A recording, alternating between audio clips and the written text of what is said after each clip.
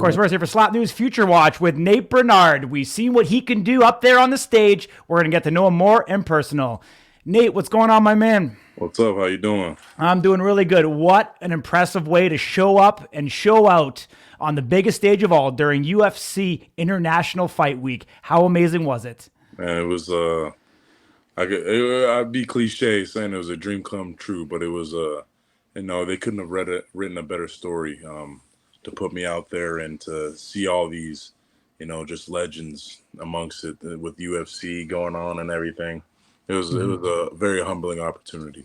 Yeah, let's take it back, my man. Why did you want to get involved with this sport in the first place? I'll be honest, it was really on a whim. I know I was at my father's house and we were just watching Power Slap on YouTube, and he kept pushing and pushing for me to apply or to try to get signed up. And I was just kind of saying, no, no way, no chance. And Yeah. then he sent me the link, found the link, I signed up, and then, push comes to shove, I get a call from Erica, and they said that that I'm getting ready to go to Vegas, and I was besides myself for real. So it was definitely a cool opportunity. Awesome. I know you have a football background, but did you have any combat sport experience at all? Or are you just naturally big, strong dude in the gym and playing football? Football has been my main sport throughout all my life. Through you know middle school, high school, college, I was able to compete and do that. But besides that, I'm really just in the gym all the time. Mhm. I'm always working out, and I haven't been able to do any martial arts or combat sports. It's just me in the gym, just me in the weights. Awesome, my man. How long did you have to prepare from the time you got that call from Erica, sign the contract, say you're ready to go, to the time you got to Vegas? I'd say it took a good 3 weeks. Most of the biggest preparedness was just getting all my medical work done, Hmm. running everywhere within Buffalo, trying to get that done. But besides that, it was more of just a mental preparedness. I know myself. I know I could take a hit, and I know I definitely can deliver one. So it was just making sure that everything leading up to that point was able to get handled. Yeah. So, like, did you do any type of training for it? Did you reach out to anybody in Power Slap? Like, what did you do to prepare yourself? I'll be honest. I mean, I had some of my buddies.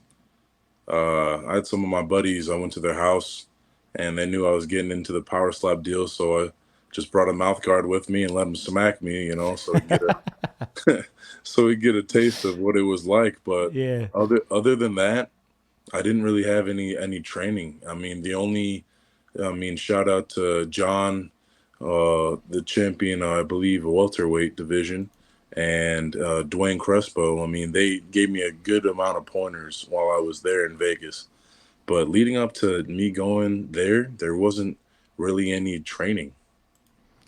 Really crazy, man. Very. So then, what gave you the confidence then that that you just said that you were able to take a hit and be able to deliver one? Like, have you been in a bunch of bar brawls, or like what gave you that confidence? I believe it's just kind of like a football mentality. I mean, I've been through the worst, Hmm. with football, having to deal with injuries, and then even outside of sports relations, just my life in general. I won't say it's a sob story of it being hard, Hmm. but I mean, there's been a lot of challenges that have pushed me to that tier that I can beat any mountain of mental toughness at any stance. So it's just being able to, just know that, hey, this is what you're signing up for. So you got to get prepared and get Hmm. ready for it Yeah. for it to happen. Yeah. Let's talk a little bit, man. Where are you from, and how was your upbringing? Um, so I'm from Buffalo, New York. Originally born in Meridian, Mississippi. Upbringing was great. I mean, I come from a wonderful father and mother, and I have two siblings. My brother, who's just a year younger than me, and then my sister, who just graduated high school. Upbringing is great in Buffalo, New York. I mean, a lot of cold, but Hmm. that's a lot of cold winters, but that's what makes people in Buffalo. It's not the team or anything.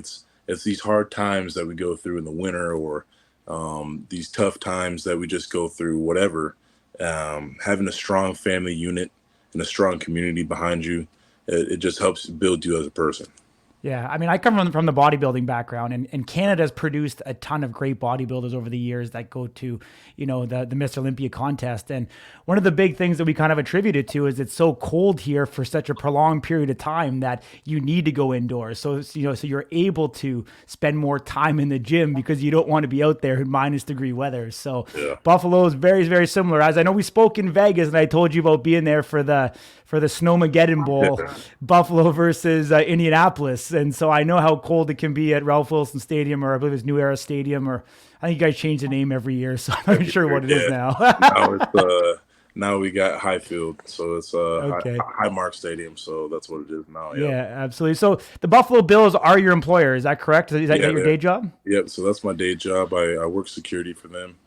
Cool. After I came back from college, I just worked for security for them, and then during the weekends, I work downtown at a few of the local clubs that are pretty prestigious in Buffalo. So that's what I'm doing as of now. So Power Slap was kind of a big thing that happened, kind of sparked some interest in, what's the next high in life? Let's see what happens. Yeah. Well, let's pull up your fight here a little bit, man. I want you to kind of walk me through. This is the abbreviated version, but walk me through what's kind of going through your mind here. You're up on stage now, getting ready to fight Stevie. You won the coin toss, so you're striking first here. Just tell me what's going through your mind and all the excitement and the emotion. So I'll be honest. I mean, Locker room hitting the bag, just right from the jump, I'm just trying to make sure I can hit him. Big time. I honestly, I'll be honest, I didn't have my I contact. was just lens. practicing in the I wore locker room, man. I couldn't see He was him. just hitting the bag with my coach and Just being he able said to just go at it. through So and connect him on the I first gave him one. my all. I I was thought he was too going to get back up. I ain't going to lie. excited. So I'm excited. This is awesome. So how has your life now definitely changed a in this- beautiful thing. Interesting. So you normally wear glasses. Yeah. And I'm assuming, is it because of probably safety issues they won't allow you to wear contacts? Yeah, so based on the Nevada State Commission, they won't let us wear contacts, and I mean, I'm wearing them right now. Mm-hmm. And when I heard of that, I'm just like, okay, we'll see how we, get down. I Yeah. get up there, and I just wanted to make sure that my hand and my measurements were all set, ready to go. And I mean, right on the third one, I just let it rip. That was straight upper body. It was straight. I look back at the film. I knew I could have put in even more oomph, and I probably gave him a good 80 80 or 70 because I could have wound all the way back and let it rip. But it was straight upper body, and as soon as I let him get it, he's down. I'm like freaking out, kind of stoked up. But then I knew what it was too. I knew that this is a strong dude. Yeah. I've been talking to him. He's a strong dude. I was yelling at him too to get up because I want to get hit. So I was excited to get hit too. So I'm already looking at John to see, give me the stick. What's up? Mm-hmm. And then the doctor and the ref went ahead and called the match. So that was it. Yeah. I mean, we couldn't hear the sound on the actual recording here right now, but when I heard it taking place in real time, I mean, I wasn't there in person, but watching it, on the computer, the sound, you instantly knew that there was a connection. And I was actually even surprised, and you got to give Stevie a lot of credit for actually getting up after that, because the last time I heard a sound like that was Robert Trujillo hitting Jules Scott at Power Slap #1, where you knew there was a definitive connection. That literally sounded like a cannon going off. Yeah. So you're saying that was only 80% of what you could actually bring. I'd say that was a good 70 and 80 because I'll be honest. I mean, even watching some of interviews happening beforehand, he was telling me that he's going to put me down. And I'm like, okay, I'm going to put you down. It's no problem. But I'm like, I also I'm not really familiar with the right technique. Yeah. And so I didn't know how far I could come down without, pivoting my foot and everything. But now that I have a kind of gist and watching it over and over again, I mean, I know I could let someone have 100 easy. It's over. Yeah. Yeah, I mean, you know what? You definitely come in with a very different body type than we currently see within Power Slap. Obviously, you can see that you've spent, decades in the gym. Yeah. Continuing to refine your craft and building that strength. And I think if you can definitely hammer down the technique, you could have a very long career in this sport. So great to see that you're there. And hopefully, obviously you didn't take a hit, so you should be ready to go at the next Power Slap as well. And I guarantee you they'll bring you back. The heavyweight division, I think, is prime for the taking right now. Yeah. And great time for you to get involved. With Power Slap, and hopefully we'll be able, when the updated rankings come out, we'll see where you're ranked, and you get a formidable foe. I think someone like a James Stonier or even a Darius could be a great opportunity for you to really get up there and show yourself and your skill set here in your your young career at this point, and allow you to propel yourself up in those rankings.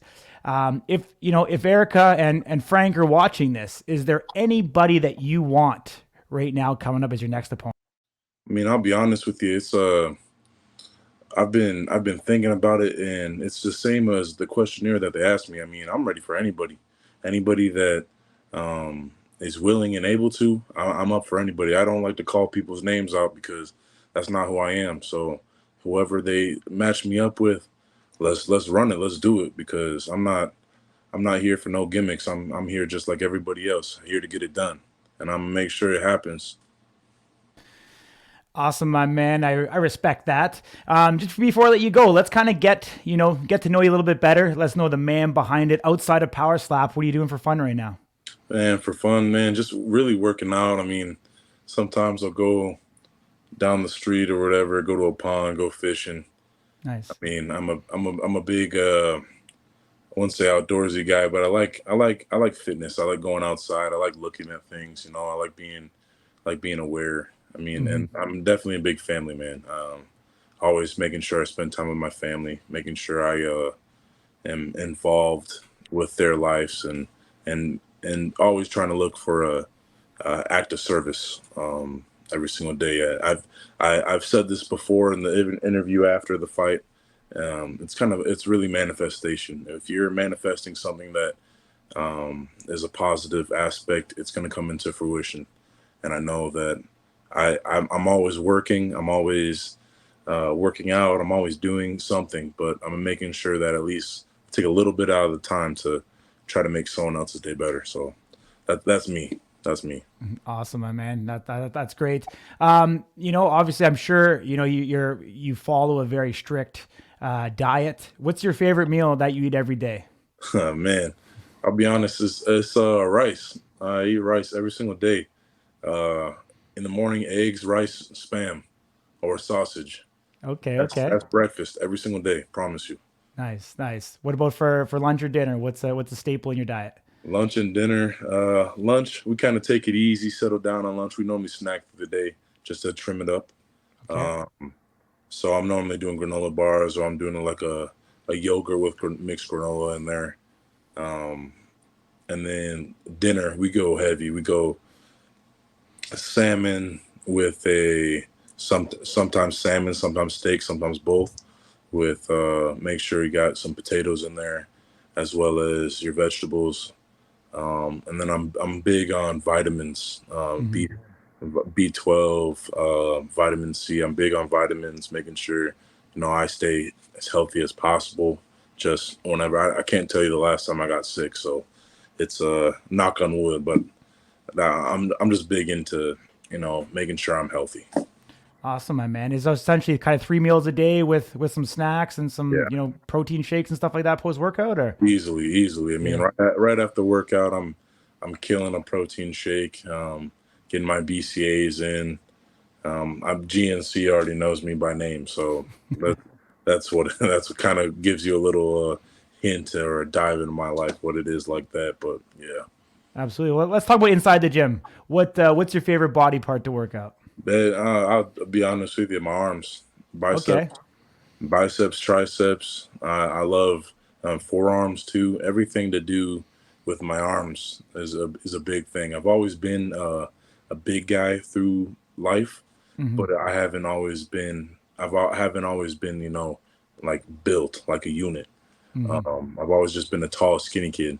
Now, after it actually started really in college. That's when I started really working out, and I got addicted to it. I love how my arms are growing. Like my arms are massive, and just love working on them. Love working on my chest, my legs. I mean, really, just being in the gym is a completely different environment than you'd find anywhere else. Totally. I mean, getting involved in Power Slap, have you changed the way that you train at all, or are you kind of just still training the same way you were for football and your entire life? I'll be honest with you. I mean, the biggest thing when I heard that I got the power slap call Hmm. was I was instantly training my neck, and I was training my neck and my traps a lot more. I was doing a lot of trap and shoulder workouts. I was doing a lot of resistance band work with my neck just to like continue to strengthen that. I mean, I understand that you're getting slapped in the face, but a lot of that, if you have a strong foundation, Hmm. the house won't move. And I know my neck and my traps, everything like that is activated. If I have that, the slapstick, if I have that behind my back, I know everything's activated. So I'm locked in, ready to go. I already know I got a strong jaw. I already know that. So just really working out those muscles on the offensive side. Um, I mean, I continue to just do what I've been doing. It's like I always said it before. It's either you got it or you don't. Hmm. And I mean, Vegas was a staple of, yeah, I got it.